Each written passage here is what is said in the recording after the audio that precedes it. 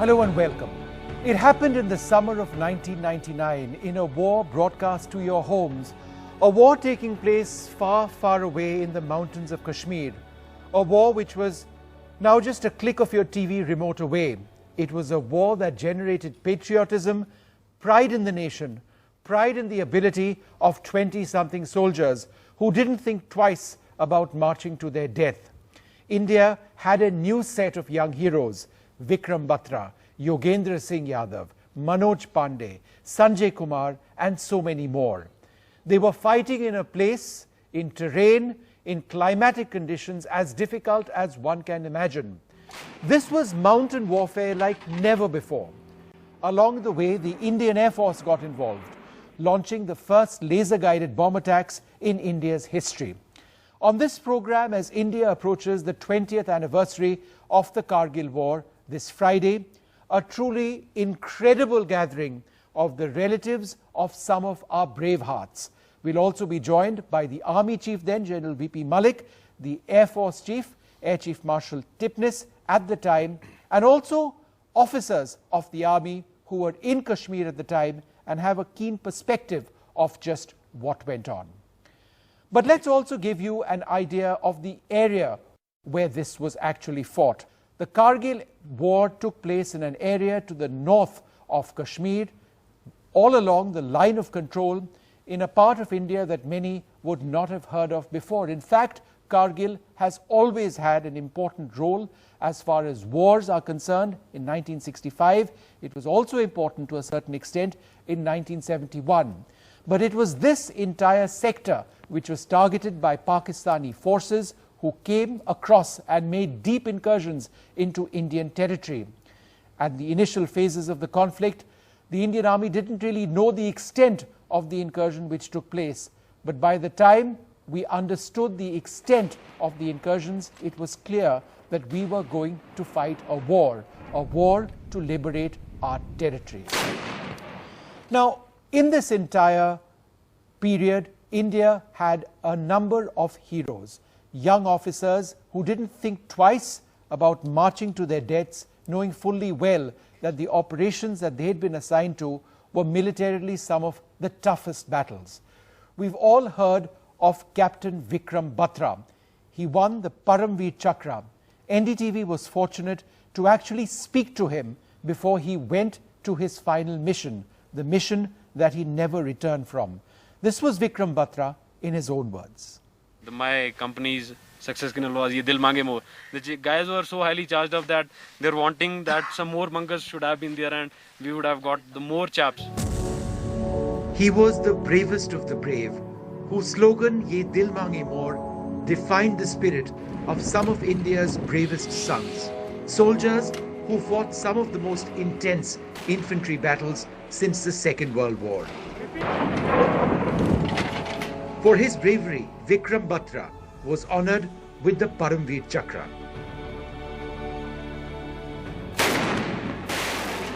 At the height of the Kargil War, the NDTV team met the young captain just days before he perished, fighting to liberate the impossible point 4875 in the Kargil Heights. Just days earlier, Captain Vikram Batra and his men had liberated point 5140. His men knew him as Sher Shah, and the enemy had heard of this name as well. They were on the same frequency which were we on our radio sets, and one of the Pakistani soldiers or officer, whosoever it was, he said me my code name was Sher Shah. Oh Sher Shah, you have come. Don't try to come up, otherwise you'll have a tough time. And that was the time they gave us a challenge, and my guys, they went wild. Okay, how dare a Pakistani troop can challenge us. Vikram's next operation on the 7th of July 1999 was his last, and what he personally managed to do helped send the Pakistani army into full retreat. In bloody hand-to-hand combat with Pak soldiers, Vikram charged, screaming "Durga Mata Ki Jai," his Jackrif regiment's war cry. Entering a stone fortification, he killed 5 Pakistani soldiers using his gun and bayonet, but ultimately perished when he was targeted by an enemy machine gun nest. Buoyed by his leadership, his soldiers attacked the Pakistani position with vengeance, capturing point 4875.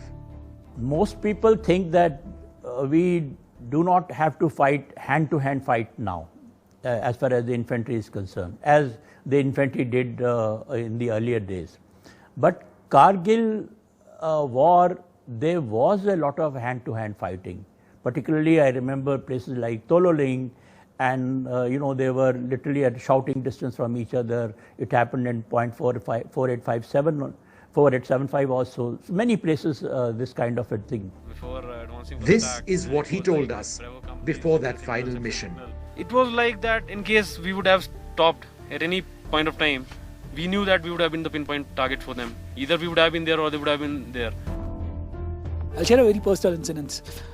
When I was young, a school-going kid, I really used to get scared looking at a dead body. Right?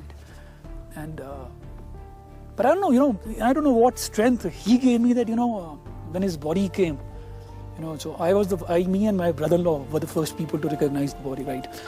So, when we took him to the crematorium for his final rites, and when the body was taken out of the coffin and the tricolor along with his cap was handed over to mom, I took the body out of the coffin and I hold it in my hands. And that was the first cremation ever in my life.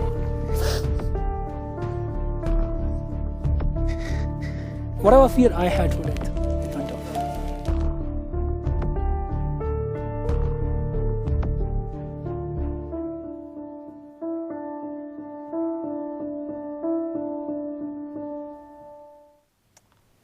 The incredible story there of Vikram Batra. Joining us now, his twin brother, who you actually saw there in that NDTV story, which we recorded with him in the Kargil Heights a few years back. It's wonderful to actually have you, Vishal, on this program, and thank you so very much for being with us. What do you remember your brother most for, Vishal? The most beautiful memory I have for my brother is 9th of March 99, when he came back after finishing off his commando at the commando school in Belgaum. And I had gone to pick him up from the Nizamuddin railway station, and I was staying at Lajpat Nagar in New Delhi during those days. And I got him to my flat where I was staying. And if you remember, there was a very beautiful movie titled Prahar, Madhuri Dixit and Nana Patekar, which was made on the Indian Commando Corps. And my first question to Vikram was, is your commando exactly like Prahar? To which Vikram replied, Prahar is just 1/10th of an actual commando. And when I asked him, why do you say so? He said, Vishal, they take a man out of you. Right? And that's the most beautiful memory, because after that we never met. And he ended up going, straight away to his place of posting, which was Sopore in Baramulla, and later, moved to Kargil for the battle. Now, you've been going back to Kargil on several occasions. Tell us a little bit about the experience of going back to all of those areas where your brother fought those incredible battles. It must be extremely difficult for you. So it was in 2009, which when I made it for the first time to the Kargil, and the first thought which ran through my mind was that why did I miss the first 10 years? And to me, visiting Kargil and those peaks at Dras is like visiting a shrine. And fortunately, I ended up visiting Batra Top this time, because I requested Indian Army to give me a permission to climb, because I wanted to pay homage to my brother exactly at the place where he sacrificed his life. To which I would like to thank the Indian Army, the Ministry of Defence, the Chief of the Army Staff, and especially Lieutenant General Y.K. Joshi, who's the Corps Commander for 14th Corps. And the most beautiful feeling which I got when I actually landed, I was airlifted at point 4875, that how come these soldiers would have climbed that 17,000 feet terrain, that too with all ammunition, all weapons on their back, and that the enemy is sitting at the top, you have a heavy firing. And incidentally, I ended up making a call to my parents from Batra Top. And the exact thing what I remembered was, when on 26th of June 99, Vikram captured the first peak 5140, each of the soldiers got an opportunity to call their parents through a satellite phone. And from 17,000 feet, again at point 5140, he called up mom and dad. The only feeling, which crossed my mind was that I wish the same call from 4875, which was given by me, was made by then Vikram 20 years back, right? And to me, whether the sacrifice of Vikram Batra, Manoj Pandey, Anuj Nayyar, Vijay Thapar, Hanifuddin and all those soldiers, let me tell you, they have an indomitable spirit and they continue to roll those treacherous mountains. That's what a feeling which I actually got when I landed up in Batra Top. Yeah. I love the shirt you're wearing. It says Sher Shah. Vikram earned the name Sher Shah from his soldiers. Was he always a leader growing up? Is that how you knew him? Yeah, Vikram was always a very, very domitable and a very, very, passionate guy right from his early childhood. A keen sportsman, a die-hard, a friendly person and a very, very warm and loving person. And of course, this code name was given to him by the enemy. And let me tell you, if you remember, during those days, he was on the first mission and his, radio step was intercepted by the enemy. And the enemy challenged him that, hey, Sher Shah, you come up. Don't come up or you'll have a tough time. And to which Vikram replied, we will see in the next 1 hour who stays on the top. And he ended up hoisting a tricolor at 0.5140. So he always, led like a lion, I would say rather. And that's the reason people remember him fondly as Sher Shah. Now, you spoke about that one phone call that he did make. But how else were you in touch with him? Because I believe there were a series of letters as well which you exchanged with him when he was fighting in Kargil. Yeah, so unfortunately, I never had a mobile. But let me tell you, he was writing the letters continuously to me from the battle. During the 45 days course of a battle, I got 4 letters from him, which were dated 16th of June 99, which was the first letter. And then I got a second letter, which was dated 20th of June when he had captured the first point, which was 0.5140. Then I got a letter from him on 2nd of July 99. And finally, the last letter which I got from him was 5th of July 99 when he was going for a mission 4875. So we were regular in touch with those letters. It's tough to ask you this, but you've been so forthright. When the body did come back in a casket draped in the national flag, there would obviously have been an incredible sense of loss for the family, but was there also a profound sense of pride in receiving this casket, the casket of a man who'd done so much? So let me put it in 2 ways. One is the loss, which is irreparable loss because you have an emotional void, right? But if you look at the movement of the pride, I would say last 20 years, I don't know how many people I would have come across who would have spoken to me about Vikram because I'm a younger identical twin, younger to him by 14 minutes. And of course, we used to look exactly similar and people used to mistake me, hey, you are Captain Batra's brother, right? So I don't think in the last 20 years, there's any day when we have not spoken about him or when I have not got hundreds of anonymous mails asking him about Vikram. So that's the moment of pride that while, everybody has to go one day, that's the ultimate truth. But to me, my belief is the soldiers never die. And yes, the moment of the pride is that he continues to live 20 years down now. Look at, the pride he's brought to the nation, to the army and to the family. And I believe that he continues to live. Though physically he's not around, but emotionally and, his presence is always being felt around. Yeah. How was the regiment central to his existence, his band of brothers who he fought the war with? See, primarily, you always say that you die for the nation. That could be true. But let me tell you, end of the day, you always die for the Paltan. You always die for the men, right? And that's the sacrifice you made. And that's the best part of Vikram was when I ended up meeting a lot of his company soldiers or his seniors. Everybody used to tell me that Vikram used to lead from the front.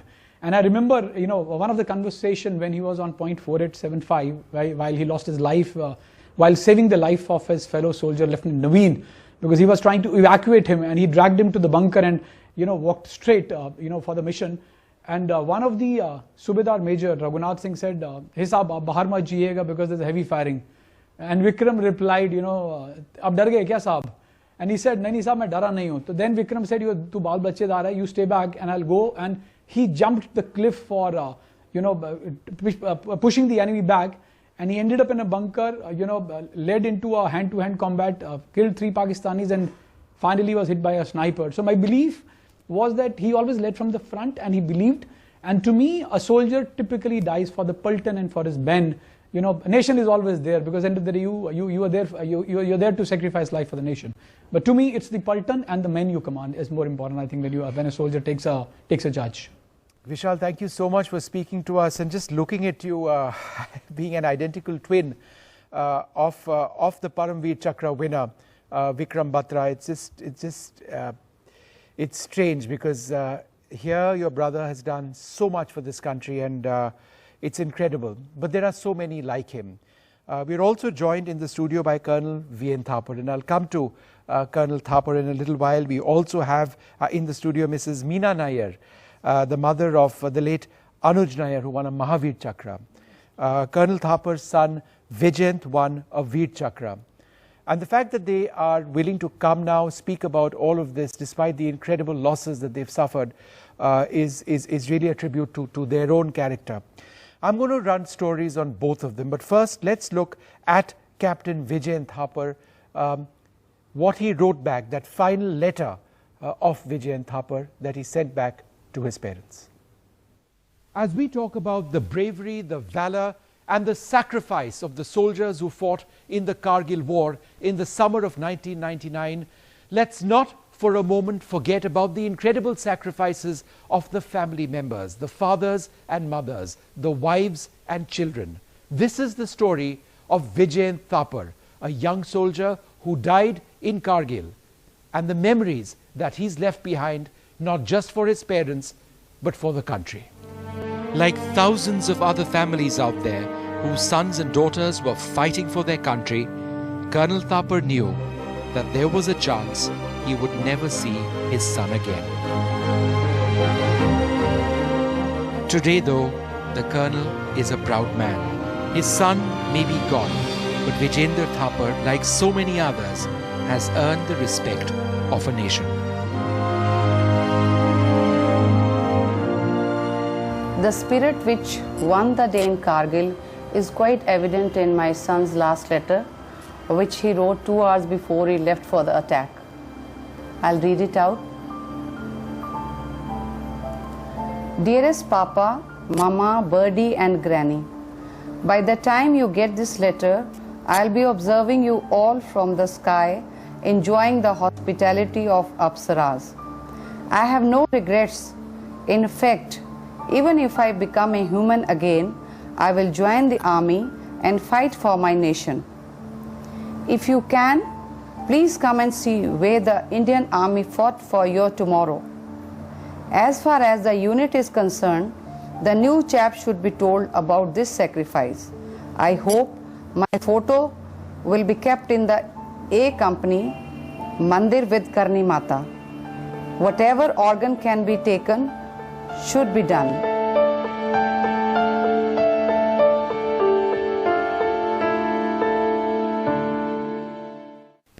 Colonel Thapar, I really don't know what to ask you. You keep going back there. You've retraced your son's steps. When he went up on that mission and when he wrote you that letter, he knew he wasn't going to come back. Tell us a little bit about your son. I mean, what kind of a young man was he? Well, Vishnu, actually, he was a very sentimental man. Oh, I see. He was a tremendously proud Indian, very, very proud Indian. He could not stand any of his friends wearing a T-shirt with US stars and stirrups or England flag on it. He would insist that it should be an Indian flag. Things like that, they showed his nature. Very kind-hearted, and somewhat he was inclined towards spirituality later on. So, coming to the armed forces was a normal, I think he was born for that. He was born, so they say, for battle.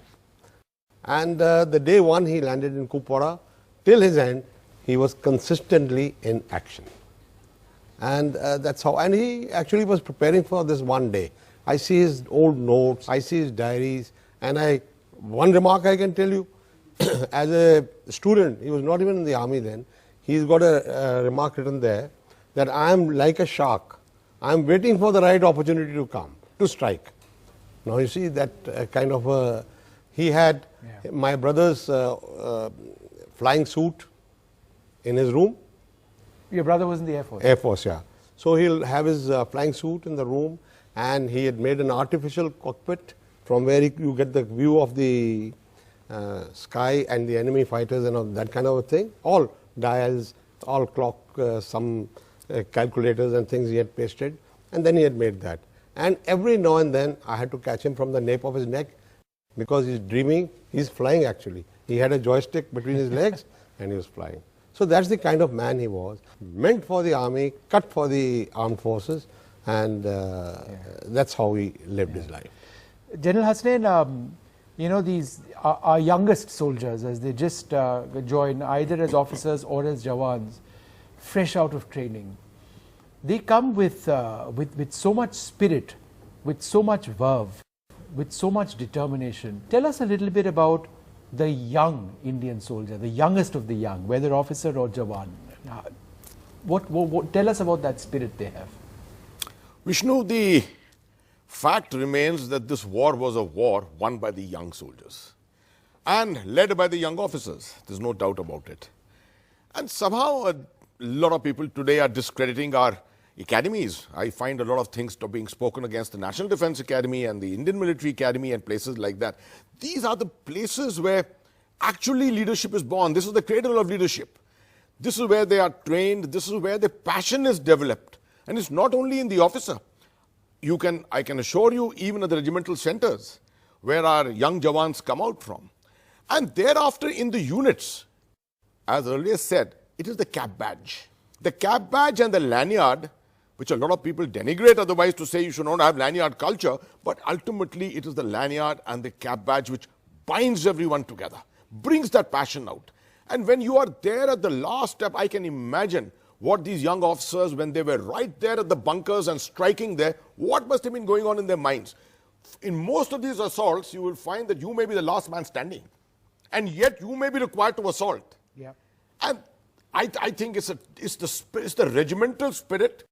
It is this regimental spirit rising up to become the spirit of nationalism and patriotism, which ultimately contributes to them. They know that they are going to die probably. But that aspect, they know that their memory will be kept alive by their regiments. So they know this entirely. So actually, taking off from what he has said, it is the entire national effort that comes into a focus when this one individual goes in front. It is not only just the uniformed people, it is the mothers, the wives who give this flip up to that particular spirit. I'll tell you an exact incident. When I met the widows of two Rajref in the center here, most of them were really not happy with all the awards that were, all the perks that were given to them. What they wanted were medals. They were yelling why we did not get medals and why we are not very much happy about it. So actually, it is in entirety the push that is given to the soldier who does whatever he does in the front. Sure. Well, we've got Mrs. Meena Nair, the mother of the late Anuj Nair, with us in the studio. And I thought we'd put together a story on Anuj based on his old photographs. He lost his life fighting for India. He was honored with the Mahavir Chakra, among the bravest soldiers that you can imagine.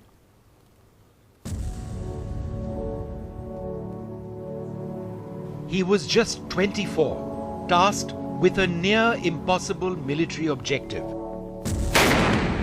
When Captain Anuj Nair of the 17th Jat Regiment went up those heights in Kargil, he probably knew that the chances of returning alive were remote. That didn't deter him. And what he achieved on the 6th of July 1999 on the western slopes of point 4875 in the Mashko Valley in Kargil helped India in a big way in winning back the Kargil heights.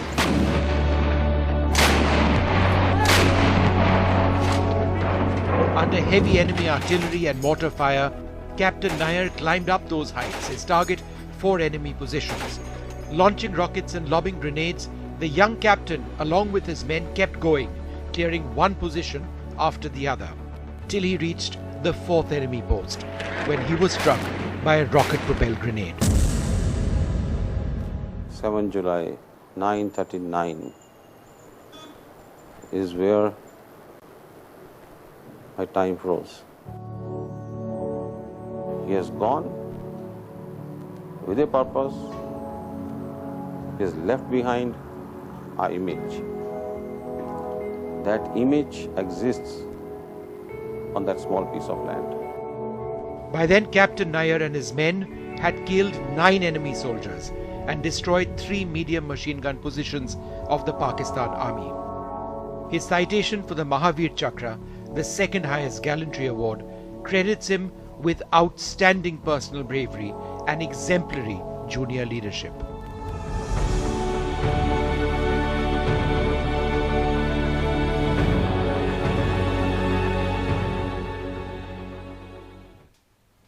Ma'am, I'm so sorry. I know that brought back so many memories.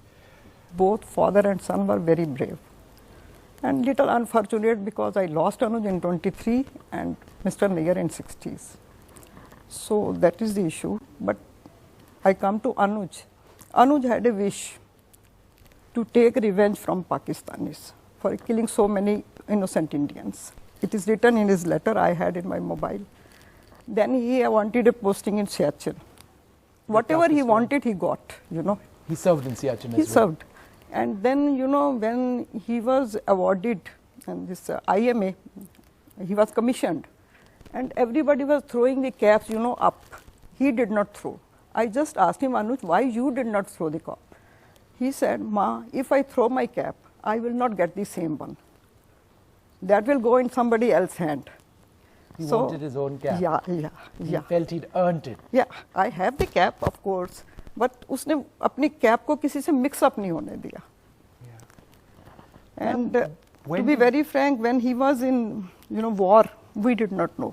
Oh, I see. He didn't tell us, and we had no information. Then one day he called his father and said that there is a war types, and his father said, Anuj, if the war, from the childhood, you know, from the childhood, Mr. Nair used to say, don't fight. But if the fight is there, inevitable, then you have to fight it out. So when he called, Mr. Nair said that, Anuj, don't show your back, don't get missing, because by that time, Kalia's case was there, and win and come back. These 3 things, you know, Mr. Nair advised him. He did all this, but he did not come back. Now we are writing a book on Anuj, Tiger of Dras. My son went there into the regiment, stayed for 5 days, and in his memory, he played volleyball with the regiment people. He went up to Pimple 2, which, you know, he could not climb fully. Little bit wo reh gaya tha, and there was a soldier from 17 Jat, he climbed full. So he saw that place where Anuj sat, where Anuj fought, all these things. But it is very emotional setback. Families are ruined for 20 years, and few things were, you know, almost closed in our house. But now, because of the book, I have to revisit daily, each and every page of his life. But you feel you need to tell the story over and over again. Yeah. I have to read, you know, I have to read letters again and again. His last letter was 29th. And he was made captain on 23rd of June. Oh, so just 6 days, yeah. Same in the war. Under a tent, he was made a captain, and that made him very proud. So he proved his strength. But my losses, nobody can. Yeah. He got his rank in a war. In a war. He got under a tent. General Bawa is putting the stars. So how special would that moment have been for a fighter, for a warrior in a war to pick up the pips? That's a very rare one. Actually, I've hardly ever heard of a thing like that. Yes, there have been occasions here and there, but to pick up your rank in the middle of the battlefield and probably to be pipped by a commanding officer. General Bawa did. General Bawa did it. Actually, Ravindranath was promoted in the Battle of Tollerling. Immediately after that, then another CO, he was also promoted. General Bawa did. General Bawa did that. It's the ideal situation. I mean, this is something which you can only wish for. He would have dreamed about hardly ever achieve. In a battle to pick up his rank. Well, I'm also joined by Air Chief Marshal Anil Yashwant Tipnis and the former Army Chief General VP Malik. Thank you both very much for speaking, for joining us on this program. General Malik, let me come to you first. Is there one pervasive thought that keeps coming back to you over and over?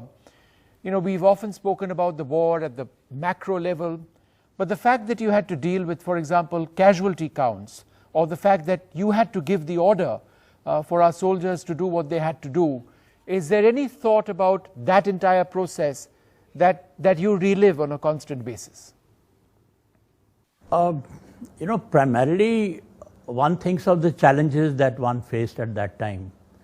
All kinds of challenges we had. We had the lack of intelligence, lack of surveillance. We didn't know where these people have intruded and which are the heights that they were occupying. Then the terrain challenges.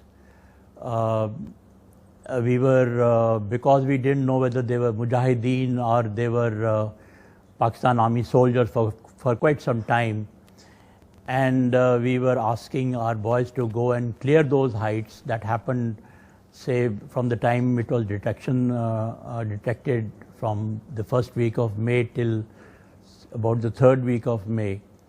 So under those circumstances, when our boys went up those mountains trying to clear, and they suffered a lot of casualties, that was heartrending, and that was one sad moment, major sad moment, I would say, till we corrected ourselves after we realized that these were not Mujahideen, but these were Pakistan Army people. And then, of course, the complete rules of engagement changed, and we started following what we generally do for war, making full use of artillery, etc. And that change took place. But the touching moments were when you met the young officers. Some you didn't meet second time, and some you kept meeting off and on. But particularly, I mean, a person like Vikram Batra, I met him after he had captured point 5140, but next time when they had captured point 4857, Vikram Batra was not there. So many of those moments, you remember. Casualties will always affect a leader. And every day in the morning, in the briefing, during my briefing, I had to be told how many people have died in last 24 hours.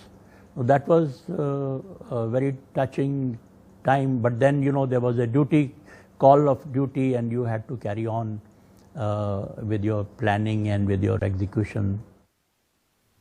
Air Chief Marshal, what was your initial reaction, sir, when you were told that air power had been cleared for use?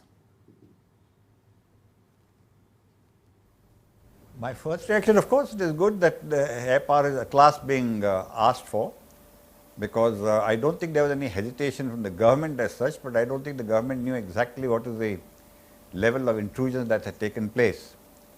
And therefore, there was because what was happening was that there was a feeling that the Air Force was reluctant. Nothing could have been further from the truth. It was the stupidest canard that could possibly have been spread, that we insisted that the government needs to be informed of what is happening, what we know and what we intend doing. And certainly the use of air power required government clearance. Of that there was no doubt. So when the government clearance came, when it was actually when the Army Chief briefed on the 25th of May, this was the last CCS meeting before air action started, when he said, yes, now we need air power, and before the Prime Minister could reply, I intervened and said, told the Prime Minister that the Army needs certainly the use of Air Force, and we are ready for it. We could start the next morning, if desired, within 6 hours, because I was prepared for this. Air Force, along with the Army, had an exemplary role in Kargil, and we've got our own set of heroes in the Air Force, brave air warriors who gave up their lives. Alka Ahuja, the wife of squadron leader Ahuja, joins us. And ma'am, thank you so much for being with us. What your husband was doing was something incredibly brave. He was trying to look out for a fallen fighter pilot, Nachiketa. And in fact, K. Nachiketa's mother is with us as well, and she joins us from Hyderabad at this stage. But was that something that he would always instinctively do? Try and help a friend? Definitely, yes. Always. I mean, he was always ready to help others, be it juniors or seniors or even a kid also. He was always ready to help people. Ma'am, how did you find out that, I mean, he'd perished or he'd been shot down, and initially the word wasn't there on what happened, it took a little bit of time. How did this detail come to you? See, it was actually basically I didn't know that there was some tension at the border. And when 26 onwards these airstrikes started, so we had this feeling that something is wrong at the border. And 27th May evening by 4:30, our station commander was at my place in uniform. If an officer is at your place in uniform, that means something really is Did you wrong. immediately understand that Yes, there was something I wrong? mean, I could feel it that something is wrong. And he said, Ahuja is ejected and he's missing. And it was 4:30 and I knew it was a hill area, and they had told me that it's very difficult to fly in that area. And I was just praying that he should be okay, because he had ejected earlier also. So I was very confident that in case there is some issue, he can eject easily. And by 8:30 they said I was told that there are two officers, both of them were missing, and one is alive and one is no more. And I was just praying that everything is okay, and by 8:30 I was told that Ahuja is no more. Ma'am, he went down fighting. When he was confronted by Pakistani soldiers, he picked up his revolver and he fired, and he went down fighting. That's also an incredibly brave thing to have done. He was not going to be captured. He was brave. He must have tried. He must have tried. I mean, he couldn't give it. I'm sure he wouldn't have given up easily. Yeah. I'm also joined by Ksm Lakshmi now. Ksm Lakshmi is the mother of the Indian Air Force pilot K. Nachiketa, who was actually captured by Pakistan.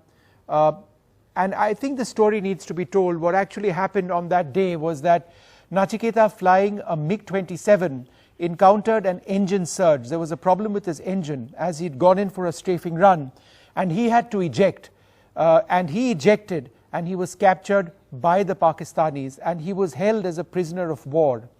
And just then, squadron leader Ahuja, who was in the area, was trying to look for him, was vectored to actually look for him. Was actually vectored to look for him. And it was in that sort of situation that he was actually shot down. Lakshmi ji joins us now.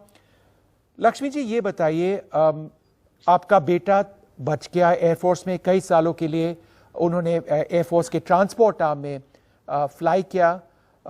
Mrs Ahuja हमारे साथ है और उनका husband जो थे आपके बेटे को ढूंढने के लिए निकले थे कारगिल युद्ध के टाइम. आप उनको कुछ कहना चाहेंगे? यस, हाँ, उनसे जी बताइए. उनको धन्यवाद बोलूंगी.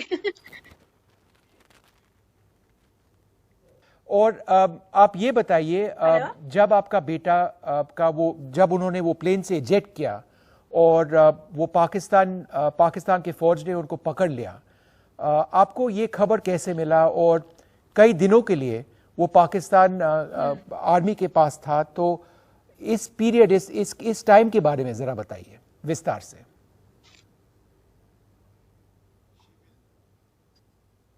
नहीं, हम तो 1 वीक का पहले ही उसके पास गए थे. तो एक दिन 3 ऑफिसर्स हमारा क्वार्टर में आए थे. तब उन्होंने बताया कि ऐसा पाकिस्तान वालों का साथ में ऐसा हुआ है, मगर उसको हम उसका ढूंढ रहे हैं हम लोग करके. फिर हमने यही बोला कि आप जो भी हो सही बताइए, है कि जिंदा है कि कैसा है वो सही बताइए, तभी हमको अच्छा लगेगा. फिर उन्होंने बोला ऐसा कुछ नहीं है, हम उनका ढूंढ रहे हैं और सब लोग मतलब उसमें बिजी है, आप चिंता मत करो करके हमको हौसला दिए हैं. और फिर बार बार हम सबको पूछ रहे हैं कि क्या हुआ, कोई भी कुछ नहीं बता रहे हैं. फिर रात को तकरीबन 8 बजे का करीब उस नची का कजिन उन्होंने बताया, वो भी एयरफोर्स में है जी. उन्होंने बताया कि ऐसा उनका हाँ उन लोग ने उसको कैप्चर किए हैं करके। फिर तब से थोड़ा सा हंगामा शुरू हो गया, हमारा रिलेटिव सब फोन थोड़ा सब मतलब चिंता में लगे हुए हैं, क्योंकि हम दो ही हैं। और कुछ दिन का पहले ही हमारे हस्बैंड के शास्त्री जी का हार्ट ऑपरेशन हुआ, वो भी एक चिंता है। फिर धीरे धीरे फोन में मतलब कैसा स्थिति है वो सब बताने लगे हैं। और आपको कब पता चला कि कि नाची को छोड़ रहे हैं? ये खबर आपको किसने दिया, कब दिया?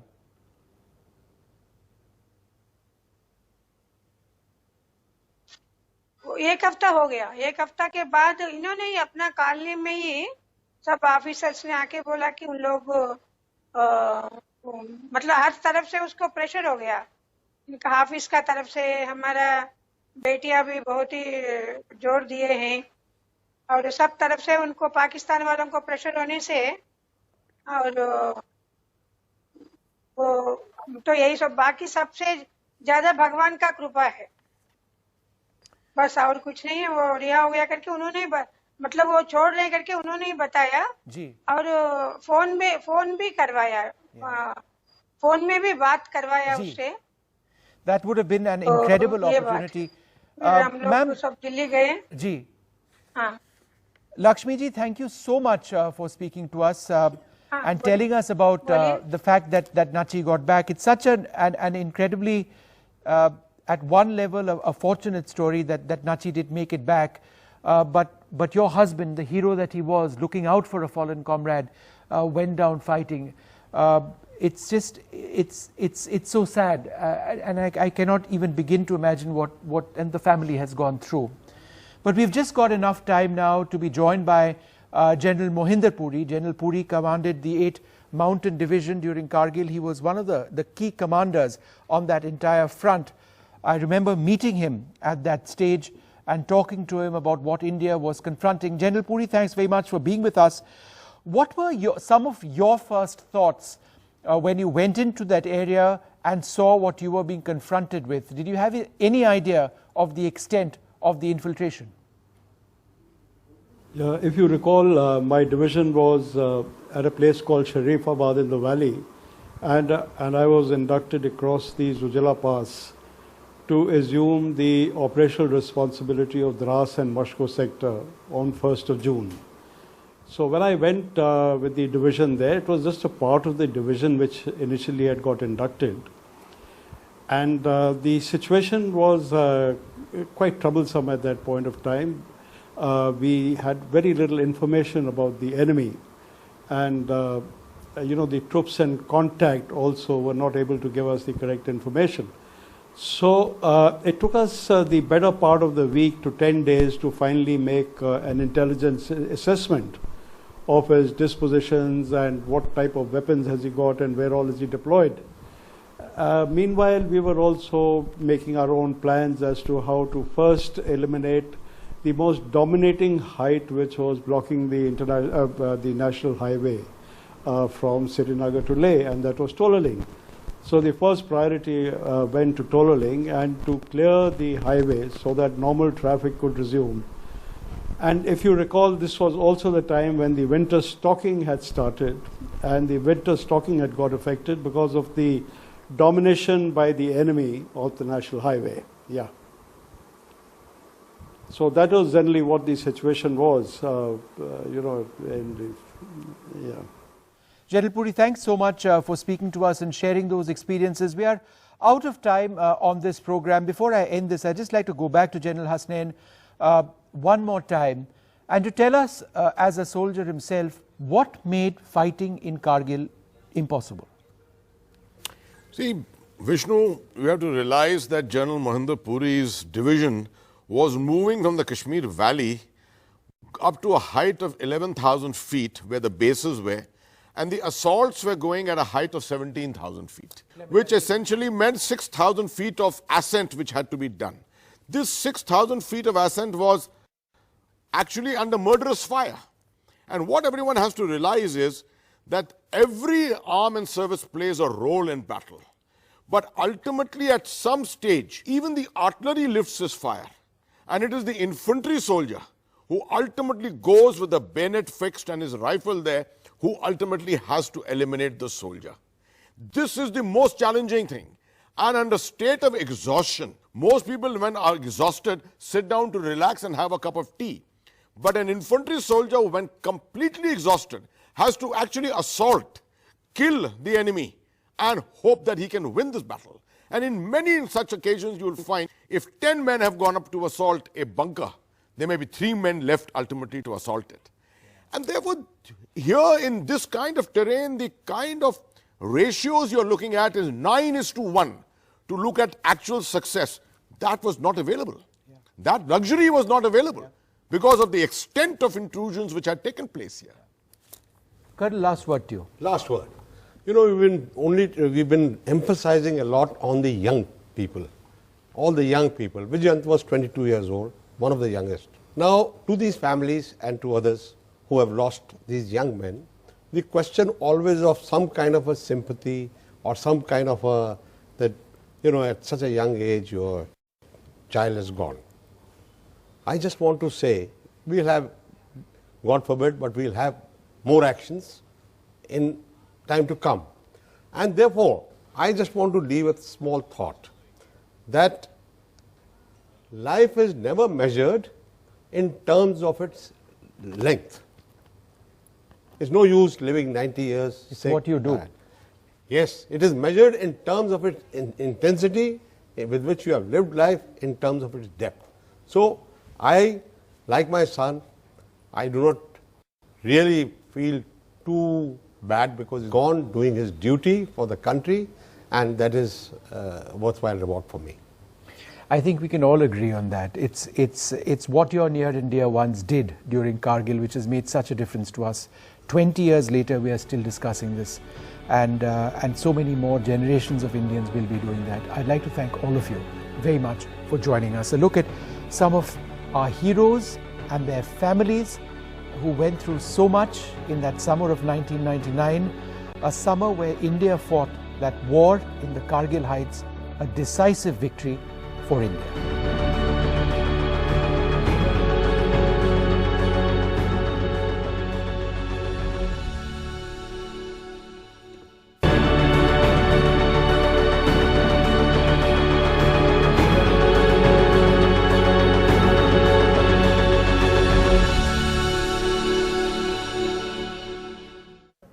In an exclusive interview to NDTV, the Chief of Air Staff, Air Chief Marshal Dhanoa, spoke about his role in the Kargil War and how he was one of those Air Force pilots who was deployed to actually strike these targets. At the time, he was flying the MiG-21 aircraft.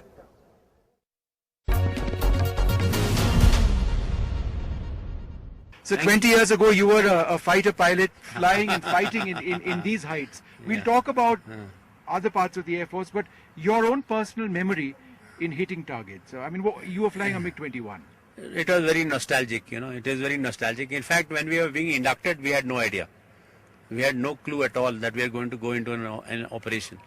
In fact, when the first recce missions were carried out on, I think, around the 21st of May, that is when our low-level recce showed some sangarh and things like that. That is when we realized that this thing is going to escalate could escalate into a conflict. And after that, as we see, initially we were in the low-level recce role. 26th we were doing low-level recce. 27th also we were doing low-level recce. But after Ahuja was shot and we lost Nachiketa because of an engine flame out, then this low-level recce stopped. Right. Then thereafter our aircraft converted to the bombing role, and we started the bombing role. And bombing role was being done as GPS aided. It was being done from outside the engagement envelope of the manpads. So initially there were some issues regarding accuracy and things like that. Then we decided that okay, we'll come back to as low as 1 kilometer above target level. But then when you come down to that, you're vulnerable to the missiles. So we said okay, we'll do single pass attacks. Yep. And second thing we said was we'll do it at night. And for which on moon phase I flew during the night in a trainer with then Skonida Bedi, now Air Vice Marshal. And we said yes, it is in fact snow-clad mountains, you know, shining, moon shining, it is in fact better than the day.